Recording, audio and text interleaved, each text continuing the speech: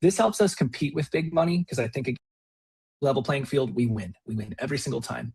That is $500 of your taxpayer money being dedicated to you that you can send to any federal candidate of your choice.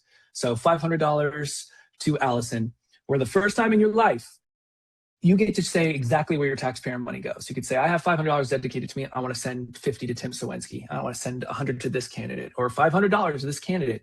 And what that does is incentivize candidates to go into communities and hear what it's actually like to struggle instead of being on the phone 12 hours a day calling people who can give you the max donation. Those people, I'm sure, have concerns that are legitimate, but they don't struggle like the people who can't afford a lobbyist. Yeah. I want more politicians to be incentivized to go to them. And if we do that, I swear in 2 elections, we will have completely different political culture.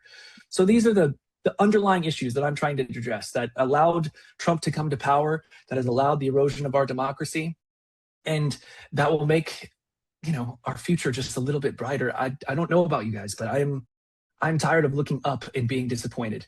I want to just feel something hopeful again. And if I can do that by changing our system, even just a little bit, then that's worth fighting for. Every time it's worth fighting for. That's a beautiful thing, man. And, as a millennial, as a fellow millennial, I get really excited when I see guys like you, because this change isn't going to come unless we have a youth movement, because right now it just feels like a bunch of old people are yelling at each other.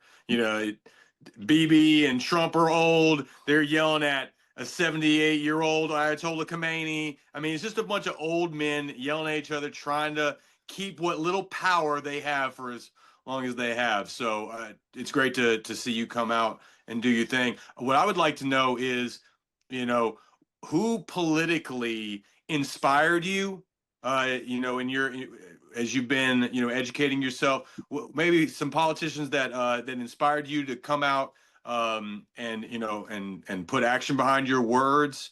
And then, how does that inform the race that you're running and kind of separate you from your primary candidate? Or your primary opponent? Just, it's a great question. And I just kind of think being inspired by politicians is just not my thing. I was raised by my mom, who's a historian. And so I grew up hearing about stories of peak pivotal moments in our country, and the people who showed up to be truly transformational were always underdogs. I think of Fannie Lou Hamer, which a lot of people don't think of in the civil rights movement. That phrase, I'm sick and tired of being sick and tired, came from her. And she did not even have a high school education. And yet she became a voice of an entire generation of people fighting for basic dignity and rights in our country. I think about people in the labor movement who are just told they have to work 7 days a week. Their kids have to work 7 days a week. And even though the odds were against them, they fought back and they won anyway. I mean, since my mom is very much a very prideful feminist, like I heard all about the women's suffrage movement, not just in America, but across the world. And that's the thing.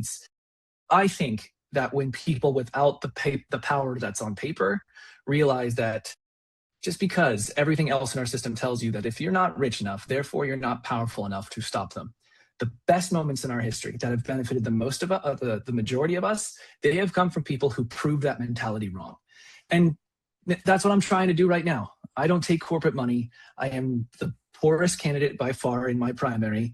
And that's okay because I'm not wealthy and well-connected, so I can't just have a house party with 20 people who can give me $5,700 and max out their donation. I'd win this primary right now, but it's supposed to be hard.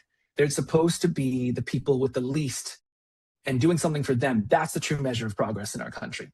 The people who are left out in the cold, that's how strong we are as a country, is if we're making sure that their voices are a part of the process too.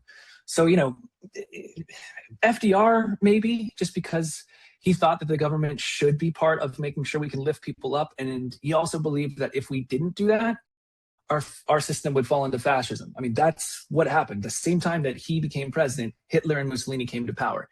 He knew that if America didn't deliver for the American people, we would have a situation like we are having exactly right now. So this is not just me trying to act like, I'm pushing some agenda. There's a reason I call myself a reformist.